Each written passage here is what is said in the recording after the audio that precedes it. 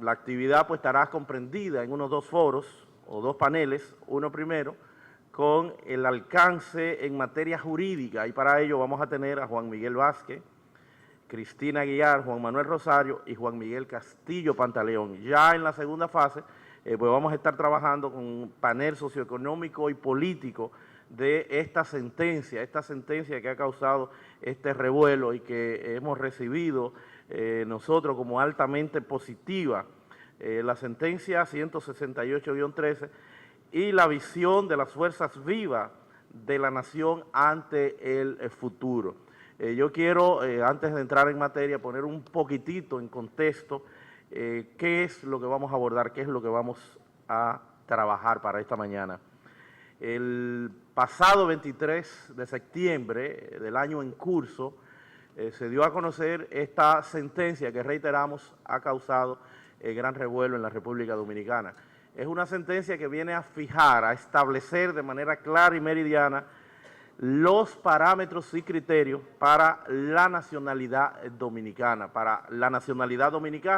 que ha devenido no solamente en ser un vínculo jurídico, sino también, además, político. De ahí la trascendencia de este tema.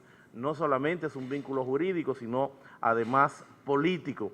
Esta sentencia pues, ha sido objeto de gran debate, gran discusión, pese a que tenemos que asimilar y entender que en términos institucionales la misma ha sido resolutada, ha sido dada por el Tribunal Constitucional de la República Dominicana, un instituto, una institución que nace a partir de la nueva Constitución del 2010 y que la misma en su artículo 184 dice que es el garante de la supremacía constitucional, de los derechos de las personas, pero además las decisiones que del mismo emanen tienen un carácter, tienen un valor vinculante para todos los poderes del Estado, para todos los poderes públicos.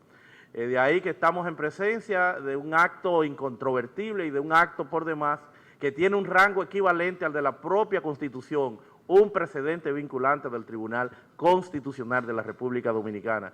Y por eso, más que debate, más que consideraciones acerca de la misma, yo creo que tenemos que abocarnos a ir perfilando en términos institucionales cómo vamos a desarrollar el contenido de esta sentencia, cómo vamos a lograr que por primera vez en la República Dominicana el Estado tenga que asumir la obligación de trabajar una política migratoria firme, coherente y sobre todo una política migratoria que hemos carecido por años de la misma. Para manejar este tema, para poner en contexto todo esto, pese a que la misma pues, nos lleva a remembrar por las presiones a que ven ustedes que estamos siendo sometidos como nación, como país, en el orden internacional, el tema de la injerencia en asuntos internos, pues eso nos lleva en alguna medida, en alguna forma, hace que podamos remembrar lo que fue el 27 de febrero de 1844 y que entra el primera panelista de esta mañana.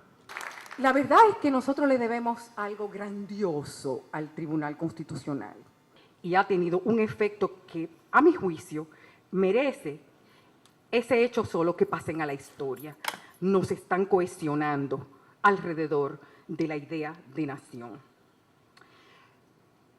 Todos los grandes tratadistas concuerdan en decir que la Constitución es lo que los jueces constitucionales dicen que es. Y el artículo número 1, como lo recordó mi excelente colega Trajano Potentini, el artículo 1 de la Ley Orgánica del Tribunal Constitucional y de los Procedimientos Constitucionales 137.11 establece que el Tribunal Constitucional es el órgano supremo de interpretación y control de la constitucionalidad. Y además, este artículo establece que se trata de un órgano extrapoderes, es decir, está por encima de los poderes del Estado. Ustedes pueden ya deducir la fuerza que tienen sus decisiones. Al considerar la Constitución como una expresión de la soberanía, Trajano también lo puntualizó, la decisión de los jueces constitucionales es un aspecto fundamental de esa soberanía, porque le expresa e interpreta el pacto societario, que es la Carta Magna, y la soberanía no se discute, la soberanía no se negocia.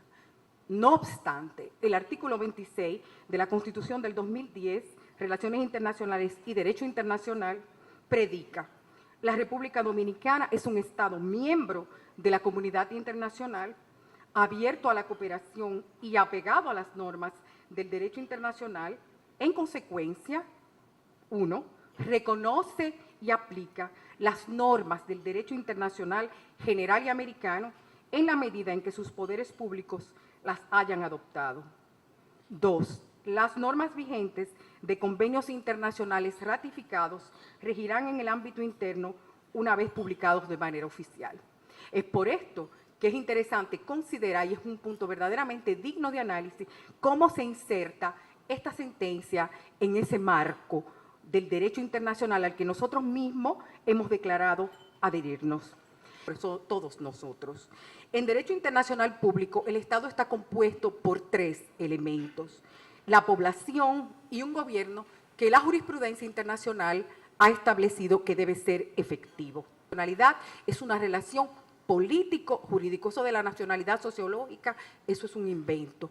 La nacionalidad es un vínculo jurídico político mediante el cual el Estado determina qué personas de entre las que están sometidas a su jurisdicción, habiten o no dentro de sus fronteras, tienen la condición de ciudadanos y, por tanto, gozan del estatuto jurídico correspondiente. El Estado ejerce competencias personales sobre todo el que se encuentra en su territorio. Y en el territorio están los nacionales, los extranjeros que estén hayan sido legalmente admitidos, y también los apátridas, en el caso de que existan, que tienen un estatuto especial en el derecho internacional. Todas estas personas que tienen su domicilio o residencia habitual en el territorio están sometidos a la jurisdicción del Estado. Entonces, aquí hay 2 elementos que yo les voy a definir muy rápidamente para la comprensión. Existen 2 términos jurídicos en derecho internacional propios del Estado. Primero, la soberanía. El Estado no es la única colectividad humana que pretende disponer de una población, un territorio y un poder político efectivo. A su lado, y a veces en su mismo seno, existen otras colectividades autónomas que pueden reivindicar las mismas características. Sin embargo, el único que puede pretender a una efectividad completa en el ámbito internacional como en el ámbito interno es el Estado soberano. La soberanía nace con el Estado mismo, y ustedes saben que el Estado es un concepto de la Europa occidental. Los Estados nacen en Europa alrededor del siglo XIII, XIV, y la soberanía es el concepto que le va a permitir limitar la tutela de 2 enormes poderes de esa época, de la transición de la época medieval a la época moderna, que fue el papado y el Santo Imperio romano de la Europa occidental.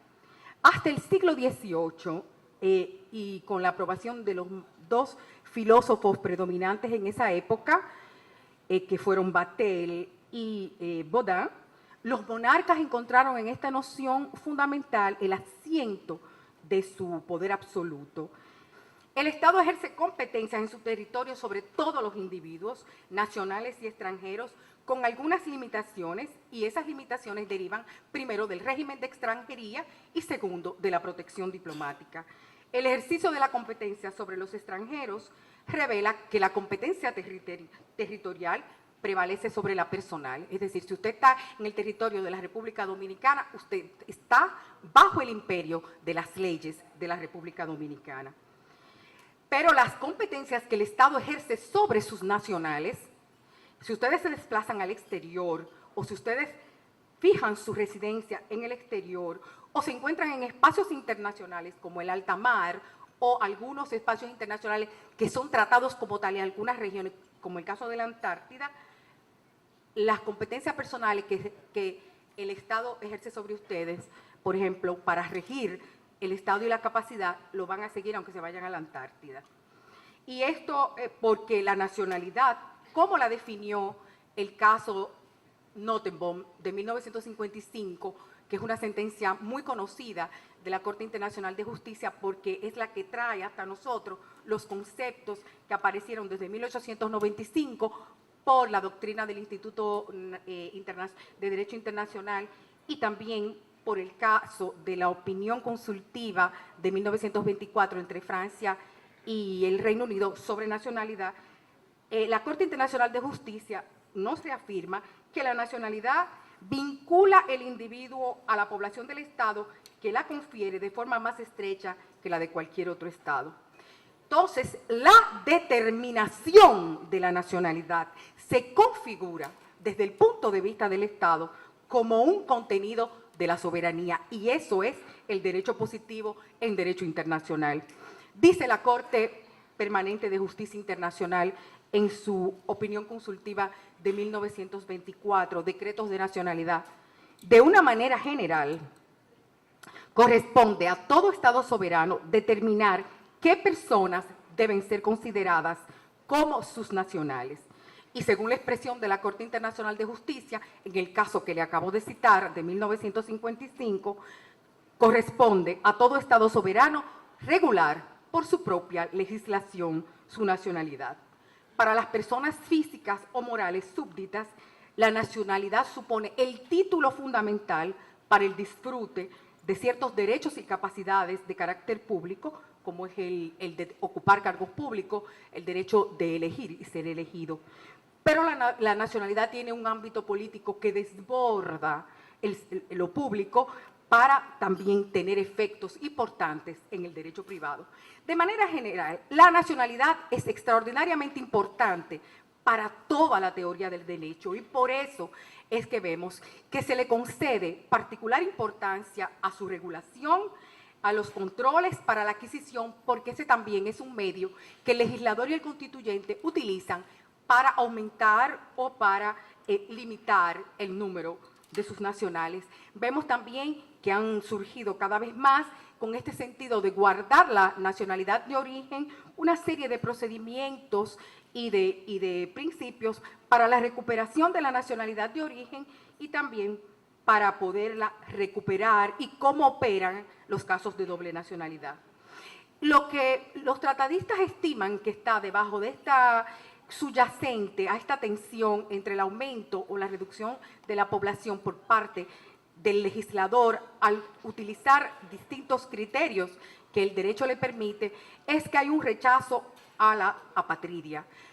Cierto es, porque en inicios del siglo XX, por los excesos de ciertos regímenes, el régimen soviético, los nazis, los otomanos, por la desaparición de varios imperios, el imperio austrohúngaro, el germano-prusiano, el otomano, el imperio ruso, desaparecieron muchísimos pequeños estados que tenían pueblos, naciones, y todos esos pueblos, entre ellos los válacos, se encontraron sin nacionalidad. Entonces, en ese momento nace una nueva disciplina, que es una rama del derecho internacional, el derecho internacional de los derechos humanos, y se hace eco, finalmente, de esta preocupación. El 10 de diciembre de 1948, en el Palacio de Chaillot, en París, se adopta un instrumento que tiene valor universal, pero no es una convención, es una resolución de la Asamblea General, y es la Declaración Universal de los Derechos Humanos. En su artículo 15, esta declaración establece el principio, cito, toda persona tiene derecho a una nacionalidad. Es en consecuencia de este principio universal que los instrumentos regionales van a adoptar en sus textos un artículo similar. Pero si similar es la redacción, entonces similar debe ser también la propuesta de lo que subyace a ese principio. El Instituto de Derecho Internacional en el 1895 formuló varios principios. Algunos han llegado hasta nosotros, los otros han caído en desuso, y uno de ellos es ese, que nadie debe carecer de nacionalidad, que cada uno debe tener derecho a cambiar de nacionalidad, y que es muy importante, sobre todo para nuestro caso, es que la renuncia pura y simple de una nacionalidad no basta para perderla. Ellos tienen sus propias obligaciones hacia sus administrados, y es de reconocerlos, documentarlos y otorgarles su nacionalidad. para la Corte Internacional Permanente de Justicia Internacional, que fue la que fijó el derecho positivo, el tema de la nacionalidad es en principio del dominio reservado de los estados. Esas son las competencias exclusivas que el Estado tiene.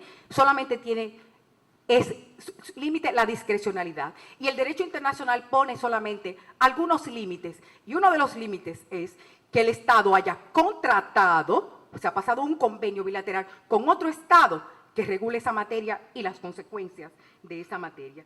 Esta solución es particularmente interesante en el marco de nuestra sentencia, porque nosotros no tenemos ningún convenio particular con la República de Haití en esta materia. Así que el dominio reservado de los estados tiene como consecuencia una prohibición, y esa prohibición es la que les echa a los otros estados de intervenir en las materias que entran en este ámbito, es decir, las materias que son de la competencia exclusiva del Estado Nacional. La no intervención o no injerencia, y esas dos expresiones son sinónimas, en los asuntos internos de los otros estados ha sido consagrado por el derecho positivo y esta noción ha sido reconocida por la jurisprudencia internacional. Yo los reenvío a la lectura de la resolución 2625 de las Naciones Unidas del 1970 y al caso de la Corte Internacional de Justicia de 1949, el estrecho de Corfú entre el Reino Unido y Albania, donde se condena con términos muy enérgicos la intervención en los asuntos del otro Estado. El otro corolario es la libre determinación de los pueblos. En el caso actividades militares y paramilitares en Nicaragua, entre Nicaragua y los Estados Unidos, la Corte afirmó de nuevo que no debe hacerse nada desde el exterior, sea directa o indirectamente, que ponga en tela de juicio la libertad que tienen los pueblos de elegir su sistema político, social e económico. Y se rechaza de plano las medidas económicas para llevar a un país a cambiar de dirección el curso de su historia y de la ideología que lo fundamenta. Saludemos esta decisión del Tribunal Constitucional, porque esta decisión nos coloca verdaderamente a donde debíamos estar. Nos da la soberanía en materia de nacionalidad, actos del Estado civil, pero también en materia migratoria. Muchas gracias. Este es un tema sumamente importante y que debemos ponerle mucha atención, porque con esto se quiere pisotear la soberanía de la República Dominicana y hay que hacerle resistencia a cualquier precio. Hace 2 días yo escuché una persona, una señora, que decía trabajar con la ONU, y esa señora dice, no solamente le van a quitar la nacionalidad a 210,000 personas, hijos de nacionales haitianos, sino también a los nietos de esos haitianos. Y me llamó poderosamente la atención esa afirmación, si no le corresponde otra. Y el artículo 20 de la Convención Interamericana de Derechos Humanos ratifica el criterio, diciendo, toda persona tiene la nacionalidad del Estado donde nace si no le corresponde otra.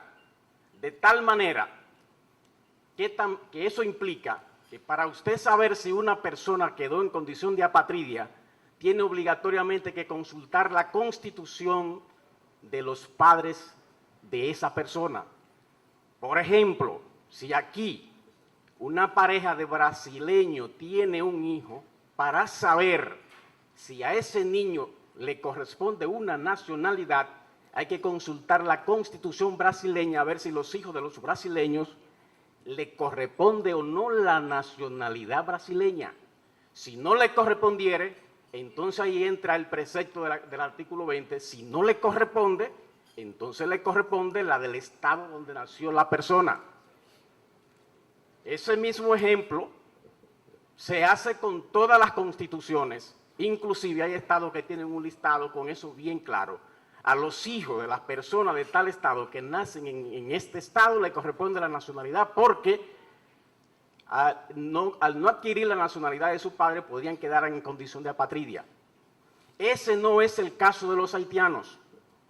Los haitianos, cuando usted hace un estudio de derecho comparado, derecho constitucional comparado, usted se da cuenta que le corresponde una nacionalidad, que no se queda sin nacionalidad, le corresponde la nacionalidad haitiana. Y entonces ahí, al aplicar los artículos que yo he referido, que solamente le corresponde la nacionalidad del Estado donde nace, si no le corresponde otra, queda inmediatamente desbaratado con la lógica de un análisis correcto del derecho constitucional comparado.